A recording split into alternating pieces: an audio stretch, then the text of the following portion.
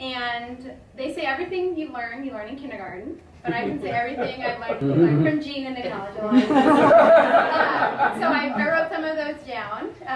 So having Jean come once a month is about how we started. It was so great to know that I would have somebody there who would listen. Jean taught us what it really meant to listen. And that transfers into our personal life, which also transfers to our professional life. So Jean talks about how when you listen, you look, you try your best to focus on only what's being said.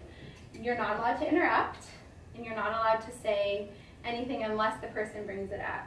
So your support is just being there to listen.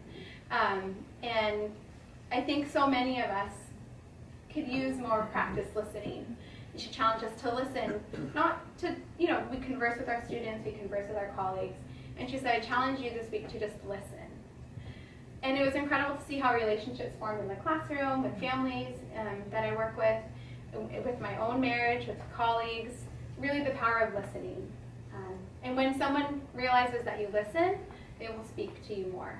And that was something very powerful that I learned from Jean. Students coming up and talking, they loved to talk to you in kindergarten regardless, but it wasn't that hard. But teaching the children to listen to each other is something that I focused a lot on last year and continue to focus on. Has been a challenge, but something that they've been accepting and embracing. And Jean was there, she saw them sitting in a circle, they were listening to each other, and it was great. Another reason I joined the group was because I tend, like many teachers, to be perfectionist. And you want to get everything, you want to reach every child, you want to change every child's life, you want to solve every problem that's really out of your sphere of influence. And so Jean taught me the term of self-compassion. All day long as teachers we give our heart and our soul to our children and their families. We go home broken because of the situations that many of them face. Homelessness, no food on the table, coming to school in the same uniform that's covered in ketchup. And sometimes we go home, we forget to take care of ourselves. And Jean taught that to us. And she said, what are you doing for yourself to rejuvenate? And Sarah, is Sarah Kramer? Right there. They have also been coming to our professional developments this year. And this past week, Sarah focused on, you have a battery, show me your battery, how much charge do you have? And she said, how do you recharge your battery? And a lot of us, said, oh, well, I talked to a family member, or, some people said I drank wine. But Sarah really challenged us and said, many of the things that we said were external things that recharge us. And Jean had also talked about what internal strategies, and that ties to the resiliency that we've learned a lot about through Acknowledge Alliance. What do you do for yourself to recharge your battery? Because we all know that we are our best when we can love ourselves, when we are energized, and we're ready to be there for our students and everyone around us.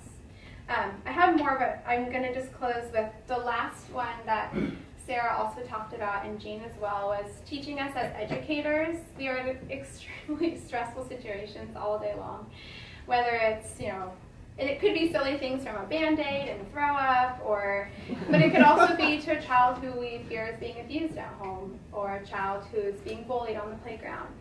And there is a study saying that teachers make more decisions every day than brain surgeons. And when that happens, you kind of just get really stressed out, and you could lose it very easily. And Sarah and Jean have talked a lot about learning to respond and not react.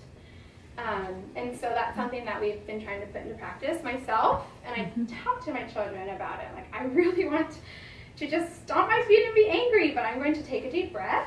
I'm going to ring the singing bell. We're going to calm down. Deal with the problem.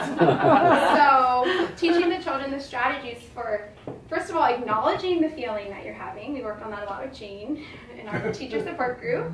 Crying is okay. But I think our children aren't taught that. I think they see crying, they're ashamed to cry, or a boy sees another boy cry and they laugh because he's crying. But we talk about that at school. That's a feeling that you have. Let's talk about why you're feeling that way, what caused it, and what we can do now. And I think that if our whole world were able to listen to each other and respond and not react, and if they were able to sit down in a community circle similar to what my kindergartners do, I wonder what our world would be like today. So I thank Acknowledge Alliance for the support that they've given us as teachers. I think everyone who's contributed to Acknowledge Alliance, you are making a difference. Even though you don't see it, you're always welcome to come and see the work.